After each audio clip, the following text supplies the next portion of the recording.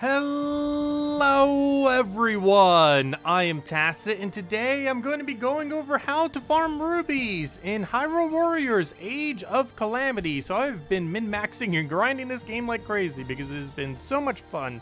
And I just figured I'd share a couple tricks and tips as various ways of farming rubies. And I'll go over a bunch of other stuff into the near future.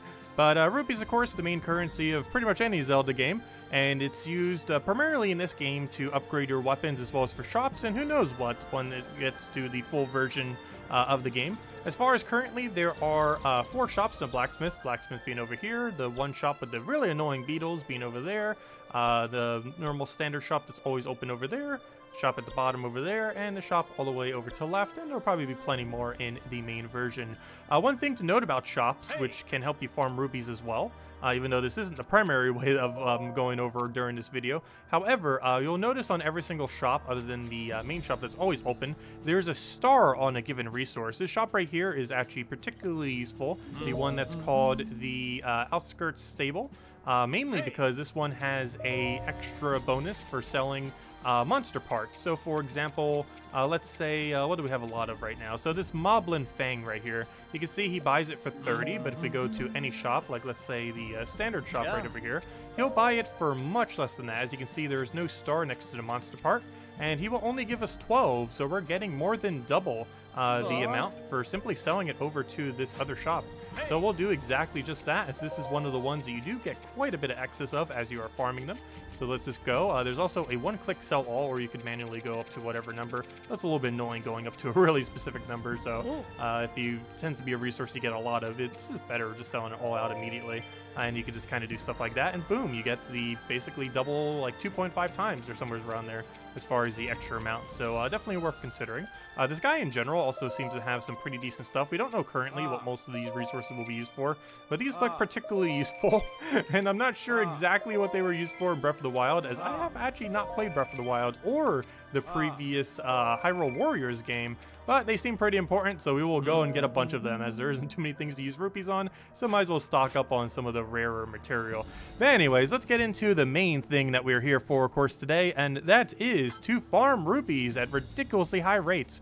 So the weapon that we will be using, I will be going over a bit of a weapon guide as far as min-maxing these. However, by far the most absolute S++ infinite tier currently in the game, like 2 to 3 tiers above every other combination, is just going damage per KOs. This thing stacks infinitely, and given that this is a game where you're going to be killing hundreds upon hundreds of enemies, this thing scales very ridiculously quickly. It also applies to all sources of damage, unlike other things which only apply to like a specific source, like let's say like when you're in midair or something like that, or when you're like low on hearts and things like that. These are generally not as good, as they don't end up scaling up beyond whatever their initial percent is. While this does start a little bit slow, it does ramp up very, very quick, and by a minute into a battle, you're just hitting for absolute oblivion as far as how high it ends up hitting on. And this is a base 18 weapon as far as what we're using it on. And it's currently, I believe, the strongest thing currently within the demo. Though, of course, things will change, and of course, there's also plus variants of every single perk. We can kind of see that on, gosh, where even is it right now? We have a plus variant on this whole thing right here, so those do exist. They're not really that farmable during the demo, so but however, all progress does get saved and moved over to the demo. But anyways, basically just a bunch of extra damage per KOs. As far as cooking, you don't really need anything, though you could use 5% additional damage. The amount of time it'll take you to go click over here every single time, not really worth it, plus you use resources. So let's just go and move on. So as far as the stage takes about a minute and 30 seconds. We're doing on very hard difficulty. You can farm it on a lower difficulty, however, I am doing everything on very hard, which is currently the highest difficulty. Hopefully we'll get a master mode like Breath of the Wild has at some point. However, that is not currently available, so we're just doing it on very hard. And if your weapon's not as upgraded, you could do it at a lower rarity. I'm not 100% certain if they do give a lower amount of rupees, but if they do give the same amount, you might as well just do it on lower if you don't have the weaponry to end up doing it yet. Keep in mind, this is not necessarily the best way to farm weapons, even though it is a pretty effective way of farming weapons. This is primarily a way to farm rupees, though you do get a lot of weapons along the way. But anyways, we're going to run through 2 runs of this real quick. we'll go and commentate basically everything that we're doing. So we want to go use our arrows quite a few times here. We're going to be using it to try to get these barrels exploded. We're then going to want to go for our bomb here. And during that animation where it's doing the barrel explosion, you can still move your targeting thing. It doesn't show that you're moving it, but you can indeed still move it around and bring it to where your target is. So right there, we basically just Y spammed until we could get a 4th X in order to go into the air, and then just hit him for his last little few pokes. And right here, we're basically just going from barrel to barrel. Right here, we're going to want to go for a Y again, and as soon as you hit it, you're going to want to go right over to the right so that you're hitting him directly, so you get all those hits, so you don't need to worry about the shield. Get that down as quickly as possible, and end up killing him. Ideally, you want to do it so it takes less pokes before you go into midair. So right here, we'll just go for a little bit of arrow to get all the exploded. We're going to want to go for a little bit of a barrel right over here by clicking Y again. You're going to want to go and hold a direct right so you can get over to that one, and then go back to center so you go straight back onto him. And then we're going to want to take out these last few. So right here, you can take a safety explosion. We're a little bit low on kills, so I'm actually somewhat considering it right now. I don't normally go for this, but it is a good safety measure to go for this barrel. It wastes about like 2 to 3 seconds. However, if you're a little bit short on kills, it's much better than having to go all the way back just to get a few more kills. I don't think we necessarily needed it as we already hit 500, but kind of like a safety barrel. The second time we run it around, we'll go without taking that little barrel there. So right here, you actually don't want to target onto the enemies. Main reason you don't want to target onto them is whenever you're fighting 2, it kind of switches weird between camera angles onto them, so you kind of just want to keep it, and just angle it manually rather than letting the camera automatically do it, as it can be pretty annoying as far as moving it sometimes. But that's basically all we have to do, and it'll end up giving you the max amount of bonus. It'll give you a couple weapons, normally around 2 to 3 or so. One of them is actually completely random who it goes to as well, so it might not even necessarily go to Link. So you would actually be able to get it for your other characters that you have as well.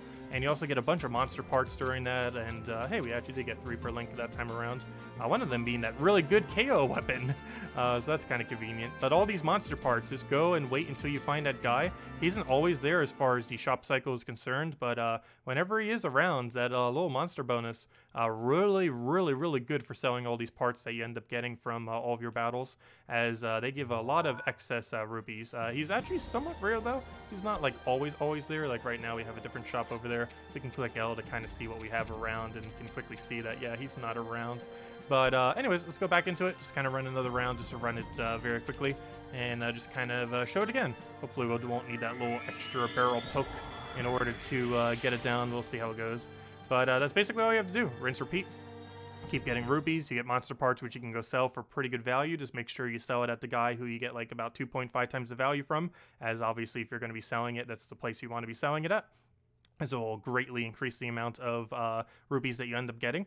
This method does very easily upwards of 20,000 per hour. I haven't broke down the exact amount if you go and monster sell every single one of the parts, because you'd have to keep track of the exact number that you get of everything. You'd also theoretically sell your weapons instead of using them for upgrades. However, it is much better using them for upgrades, and of course that kind of takes away from your rupees, since you have to waste time not just to upgrade them, but also it costs rupees. So it is still the better way to do it though, because obviously you want upgraded weapons for when the main game comes out, so that you can quickly have all your weapons upgraded, so you can focus on all the newer characters instead of having to worry about Link, Impa, and Zelda. But anyways, we'll go through the cycle again. We move that over. We then go and break the stick shield. We get it down without needing to do anything extra. Perfect, so it just dies out. Hopefully we won't end up missing any of these. Hopefully we'll also get enough KOs along the way. Sometimes those things spawn more next to them, and whenever they do, it ends up working out pretty well, since you don't end up needing to go for an extra backup barrel, and it's quite nice. Also, I don't think I mentioned it on the first time, but there are some rupees that do appear over to the left when we go to explode that one barrel. Actually, one of the reasons why we specifically go for this barrel and not like some other location is, if I could not miss, that'd be great. It does end up giving you some rupees, as you're about to see right here. It's normally not too much. The amount can vary, as you saw right there. It gave about 16. I feel like on average it gives about, I want to say 15 or so. I'm not really sure, but it tends to be somewhat random. So right there, as you saw, he did spawn more, so we're definitely going to have way more than enough. We might even hit 500 right here. Okay, a little bit short. However, we have plenty enough. We don't need that backup barrel. We can just run right past the backup barrel and just go straight for the final kill section right over here. Center our bomb, center it right into the middle of them, so it ideally hits both of them with the AoE. We then go and kill this out all the way, and should be able to get it right there. And then let's go create our A for our special onto the other guy, and that should be a wrap. It doesn't even matter if he's still on the ground. Normally you wouldn't want to do that. Sometimes that takes away their animation, like right there. Oh gosh, we are going to actually need some hits. That's a little bit unfortunate, but we'll kill it out normally. That's kind of what I was about to say. If you use your special while they're already on the ground, sometimes it won't put them in a new tumble animation. It'll just use the previous tumble animation. But as you can see, that's a 117 right there. So yeah, it goes pretty quick. I think my best so far has been a 114 on very hard difficulty. I'm pretty sure it's possible to do under 1 minute if you're doing a lower difficulty. However, I am sticking to very hard only for this run, so I'm not 100% certain, but yeah, ends up working out pretty quick. Also, attack range seems so useless compared to some of the other benefits. A lot of these do, like 2% regular attack damage when you can get a stacking 2% every 100 kills. Well, technically 3% once upgrades. But yeah, a lot of these upgrades just do not seem that worth it compared to KOs, that is for sure. But anyways, that's basically how you farm rupees, and you get even more. Like right there, that's another 80 rupees. These I think were like 8 each, so that's like what, 56, so on and so forth. These were like 30 each. That right there is math. I can't do math in head right now. That's like 260, 40, 240, somewhere around there. But as you can see, it definitely adds up if you break down like literally every single monster part. You go sell them, and then you of course get to 60 rupee per battle. And of course, you could theoretically sell the weapons, though it is better to upgrade them, of course, and then bring them into the later versions. But anyways, that'll pretty much wrap it up for this video. If you have any other questions or any other guides you want me to cover for this game, I will be covering several videos, probably the next one being kind of going over weapons. A little guy's kind of already pointing us over to there, but that'll probably be the next order of business, as a little bit of a complicated upgrading system. Well, not really.